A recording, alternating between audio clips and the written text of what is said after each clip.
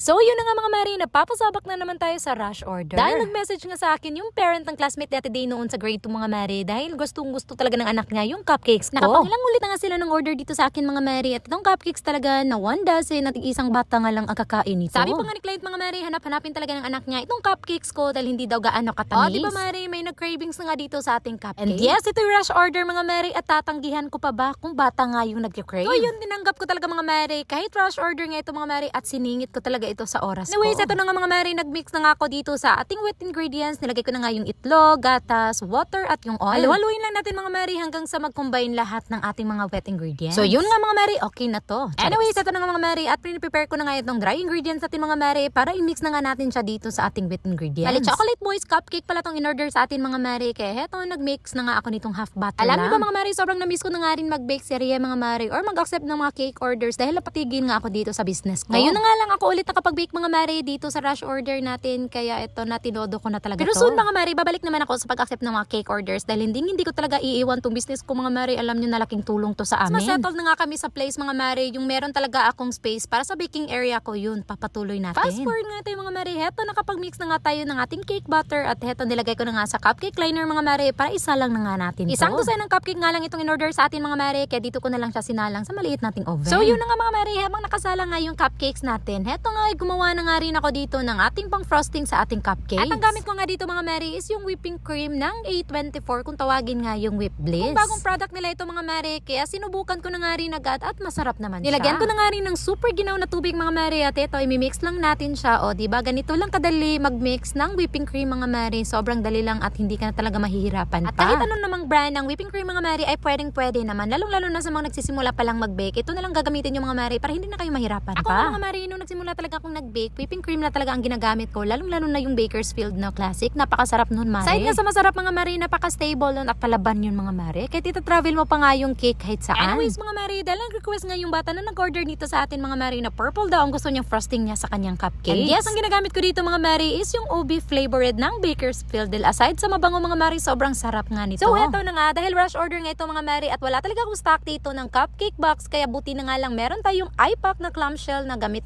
talaga to mga Mari. Alam niyo ba, sobrang favorite ko talaga to mga Mari dahil ang dami niyang ways na paglalagyan nito. At ang isa pa nga sa nagustuhan ko dito mga Mari, super tibay kahit patong-patungin mo pa nga yung mga stock mo dyan na hindi talaga siya masisira. Bale, ito pala yung C35 ng iPack mga Mari at first time ko nga itong magamit mga Mari as paglalagyan ng mga cupcakes natin. Kaya dito magkaalaman tayo mga Mari kung magkasya ba yung isang dosen ng cupcakes natin. Anyways, i-flex ko nga muna yung napaka-moist na cupcakes natin. Ito na nga mga Mari at nagkasya naman talaga yung isang dosen ng cupcakes natin. Aba, palaban itong si C35. O mga Mari, alam nyo na kung maubusan kayo ng stock ng cupcake box nyo ay